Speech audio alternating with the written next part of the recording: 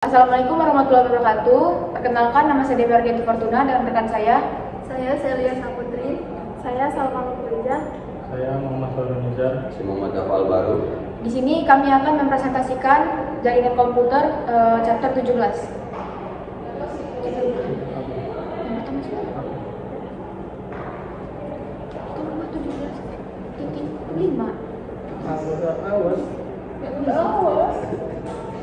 Baik, di sini yang pertama ada modul 17.1.1 Small Networks Topologies. Desain simple menggunakan infrastruktur minimal, biasanya satu router, switch, dan access point. Dan ada satu jalur terhubung ke internet lewat satu koneksi WAN, kabel atau DSL. Kemudian 17.1.2 Device Selection for a Small Network. Kriteria pemilihan switch atau router didasarkan pada biaya kecepatan, jumlah port, dan modularitas.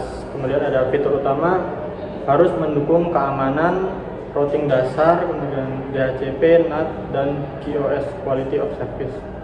Kemudian modul 17.1.3 IP Addressing for a Small Network. Skema terstruktur pembagian IP wajib direncanakan rapi untuk host, server, dan perangkat jaringan. Tujuannya untuk mempermudah pelacakan error, manajemen akses, dan dokumentasi. Kemudian modul 17.1.4 Redundancy in a Small Network. Ketersediaan tinggi mencegah jaringan mati total jika satu titik gagal. Kemudian ada solusinya, menyediakan jalur kabel cadangan atau perangkat ekstra untuk server atau internet. Selanjutnya 17.1.5 Traffic Management. Prioritas data, mengatur lalu lintas data berdasarkan tingkat kepentingannya. Kemudian ada fitur Quality of Service, memprioritaskan traffic sensitive delay seperti VoIP dan video di atas browser biasa. Dan selanjutnya modul 17.2.1 Common Application, aplikasi pengguna program yang langsung dipakai manusia seperti browser, email, dan layanan latar belakang, protokol internal yang memformat data aplikasi agar bisa dikirim. Modul selanjutnya 17.2.2 Common Protocol, DNS, mengubah nama domain menjadi alamat IP. Kemudian ada DHCP, membagikan konfigurasi IP otomatis ke klien. Dan ada HTTP atau HTTPS, protokol untuk mengakses halaman web. Kemudian ada FTP, protokol untuk transfer file. Kemudian ada email, protokol untuk kirim atau terima pesan email. Selanjutnya modul 17.2.3 Voice and Video Application. Sensitive delay, aplikasi VoIP atau video butuh pengiriman cepat tanpa jeda. Protokol utama memakai FTP dan SIP untuk kelola panggilan. Dan butuh quality of service, wajib diprioritaskan agar kualitas suara atau video tidak terputus. Selanjutnya akan dilanjutkan oleh rekan saya. Selanjutnya di 17.3.1 yaitu ada Small Network Group. Yang pertama, kita membahas di bagian ini kita mempelajari bagaimana sebuah jaringan kecil yang awalnya sederhana dapat dirancang untuk berkembang atau bertumbuh seiring bertambahnya kebutuhan organisasi. Di 17.3.2 protokol analisis selanjutnya kita akan melakukan analisis terhadap protokol-protokol yang digunakan untuk memastikan bahwa jaringan tetap efisien saat mulai berkembang.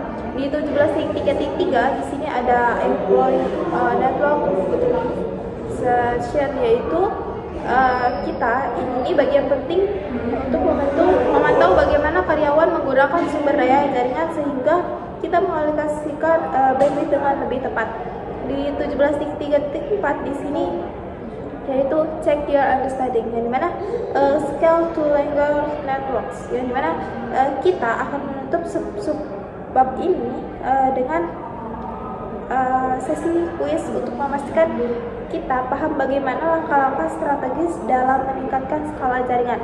Selanjutnya akan dilanjutkan oleh rekan saya. 17.4 verifikasi konektivitas dengan ping. Perintah ping digunakan untuk menguji konektivitas dasar antar perangkat. Caranya dengan mengirim pesan IP tujuan dan menunggu pesan balasan atau EXO reply sebagai bukti bahwa kedua perangkat terhubung. Yang kedua, ping yang diperpanjang. Secara default, ping menggunakan IP antarmuka router terdekat sebagai sumbernya.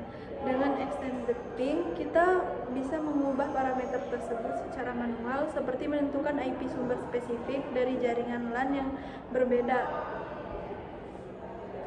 Verifikasi konektivitas dengan traceroute. Jika ping hanya memberi tahu terhubung atau tidak, traceroute berfungsi melacak jalur paket. Perintah ini menampilkan daftar semua router yang dilewati paket.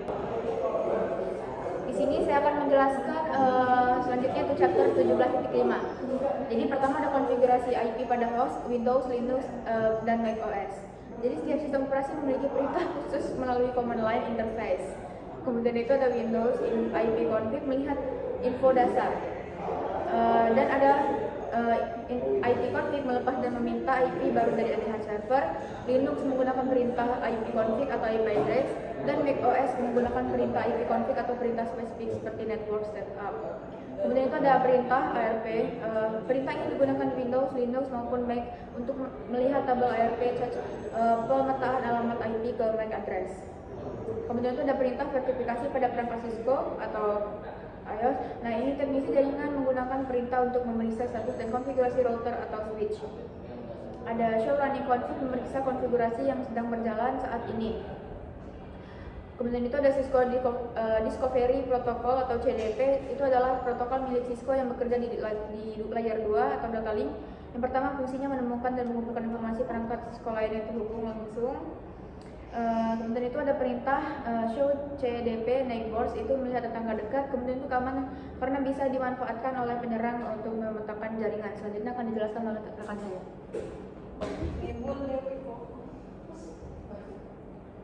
Pada 17.6 troubleshooting methodologis. Pada 17.6.1 basic troubleshooting approach. Ada beberapa pendekatan dasar dalam melakukan troubleshooting jaringan. Pendekatan pertama adalah top down, yaitu memeriksa lapisan fisik berdasarkan model OSI. Pendekatan kedua adalah bottom up, yaitu mulai pemeriksaan dari lapisan fisik seperti kabel, konektor, dan perangkat keras. Kemudian dilanjutkan ke lapisan yang lebih tinggi.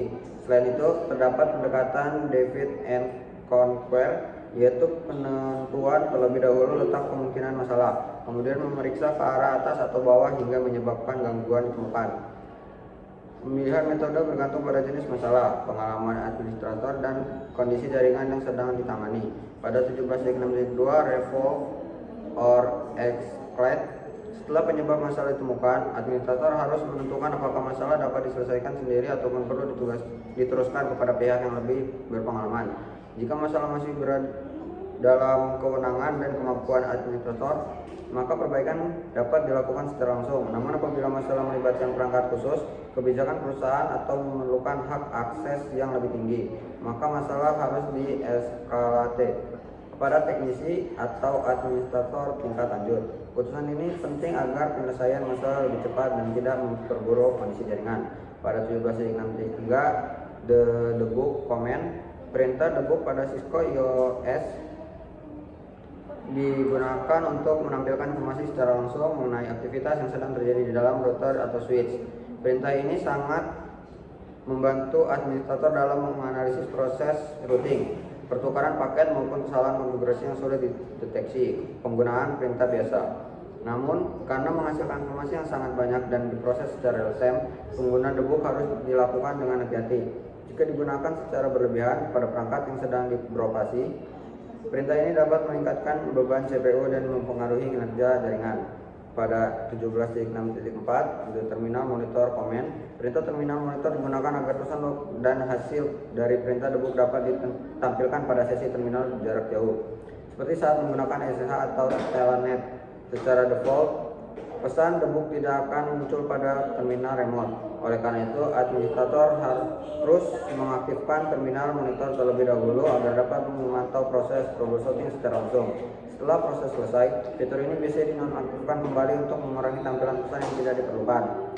Di sini saya akan membacakan materi 17.7 yaitu troubleshooting scenarios.